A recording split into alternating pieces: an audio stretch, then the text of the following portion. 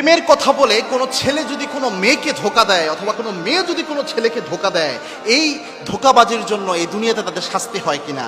এক ভাই প্রশ্ন করলেন যে হুজুর, এই যে প্রেমের কথা বলে, প্রেমের নাম বলে এই যে ধোঁকাবাজি করে ছেকা দেয় একজন আরেকজনকে, এই প্রেম করে ছেকা দিলে এটার শাস্তি কি? এটার একটা জবাব আমি এক জায়গায় দিয়েছিলাম, ওটা দেখলাম কয়েক লক্ষ মানুষ মোটামুটি এই জিনিসটা দেখেছে। এবং এরপরে এই কেন্দ্রিক যে কত প্রশ্ন এসেছে, যদিও জিনিসটা হারাম, দেখেন এই প্রেম হারাম, রিলেশনশিপ এটা কিন্তু সুস্পষ্টভাবে হারাম, তবুও কোনো ব্যক্তি যদি এমন করে প্রেমের কথা বললো যে তোমাকে আমি বিয়ে করব, বিয়ের আশ্বাস দিল, এরপরে কোনো নারীর সতীত্বকে নষ্ট করলো, এটা যদি করে এটার জন্য কোনো শাস্তি রয়েছে কিনা। প্রথম কথা, ইসলামের বাউন্ডারিটা এটা দেখেন। আল্লাহ রাব্বুল আলামিন কোরআনে যত গুনাহের কথা বলেছেন, এই যে মদ খাওয়া, চুরি করা, এরপরে অন্য যত অপরাধ রয়েছে, কোনো অপরাধের ব্যাপারে একটা শব্দ চয়ন করেন নাই যেটা এই যে প্রেমের ব্যাপারে বলেছেন। আল্লাহ রাব্বুল আলামিন নারী ঘটিত যে কোনো ব্যাপারে আল্লাহর হাবিব সাল্লাল্লাহু আলাইহি ওয়াসাল্লাম নিজেও বলেছেন, আল্লাহ রাব্বুল আলামিন নিজেও বলেছেন লা তাকরাবুজ জিনা। আল্লাহ রাব্বুল আলামিন কোনো অপরাধের ব্যাপারে বলেন নাই, যেমন চুরির কথা বলেন নাই যে তোমরা চুরির ধারের কাছে যেও না, ডাকাতির কথা বলেন নাই, ডাকাতির ধারের কাছে যেও না। কিন্তু আল্লাহ রাব্বুল আলামিন জিনা ব্যভিচারের ক্ষেত্রে বলেছেন লা তাকরাবুজ জিনা, খবরদার জেনার ধারের কাছেও তোমরা যেও না।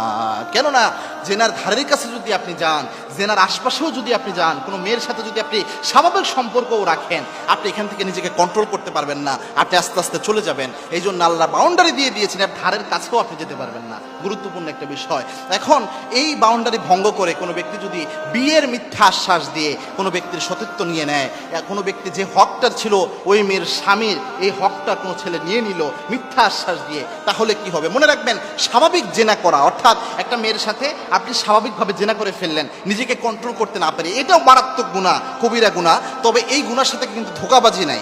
একজন মেয়ের সাথে আপনি স্বাভাবিকভাবে জেনা করেছেন, অথবা কোনো ছেলের সাথে একটা মেয়ে স্বাভাবিক জেনা করেছে, এটা জেনার গুনাহ, আল্লাহ চাইলে এটা মাফ করে দিতে পারে, তবে এখানে কিন্তু ধোঁকাবাজি নাই। আর যখন কোনো ছেলে কোনো মেয়েকে এই ওয়াদা দেয় যে আমি তোমাকে বিয়ে করব, এই ওয়াদা দেওয়ার পরে যখন জেনা করে, যদিও সুস্পষ্ট চূড়ান্ত হারাম, কিন্তু এখানে যদি পরবর্তীতে বিয়ে না করে, তার সতীত্ব, মেয়ের সতীত্ব কিন্তু তার স্বামীর হক, এরপরে যখন বিয়ে করে না ওই ছেলেটা, তখন কিন্তু এখানে ধোঁকাবাজির আশ্রয় নেওয়া হয়। আর এই ধোঁকাবাজির জন্য আল্লাহ কিন্তু পানিশমেন্ট অবশ্যই দিবেন, কেননা ধোঁকাবাজরা কখনো নবীর উম্মত হতে পারে না। এবং কি আল্লাহর হাবিব সাল্লাল্লাহু আলাইহি ওয়াসাল্লাম জানিয়েছেন যে মান গাশানা ফালাইসা মিন্না, যে ব্যক্তি ধোঁকাবাজি করে, প্রতারণা করে, আর যাই হোক ওই ব্যক্তি কখনো আমি নবী মুহাম্মদের উম্মত হতে পারে না। এই জন্য আর যাই করেন কখনো ধোঁকাবাজি করবেন না, ধোঁকাবাজি করবেন না। মনে রাখবেন, যদিও জিনিসটা হারাম, সুস্পষ্ট গুনাহের কাজ, যখন এটার সাথে আপনি আর ধোঁকাবাজি অ্যাড করেন, এটা মারাত্মক, তখন ব্যক্তির হক আপনি নষ্ট করলেন। আরেকটা বিষয় রয়েছে যে ওই ব্যক্তি, এখন মনে করেন ওই ব্যক্তিকে, ওই ব্যক্তির বিয়ে করা কেন জরুরি? একটা জিনিস রয়েছে যে পবিত্র নারী পবিত্র পুরুষের জন্য, আত-তাইয়িবিনা লিত-তাইয়্যিবা, আর যে ব্যক্তি খবিজ, যে ব্যক্তি অপবিত্র, যে ব্যক্তি জেনা করে ফেলেছে, ওই ব্যক্তির জন্য, যার সাথে জেনা করেছে তার বিয়ে হবে, এটাই একটা স্বাভাবিক নিয়ম। তার সাথে তার বিয়ে করিয়ে দেওয়া, এটাই সুন্দর সিস্টেম। কেননা একজন পবিত্র নারী ছিল কেউ, তাকে ধোঁকাবাজি করে অন্য কোনো ছেলে যদি তার সতীত্ব নষ্ট করে তাকে তার সতীত্ব নিয়ে নেয়, ওই মেয়ে তো তখন স্বাভাবিকভাবে কুমারী থাকে না, সে যদি একটা ভালো ছেলের পাল্লায় পড়ে, একটা ছেলের হককে সে নষ্ট করলো।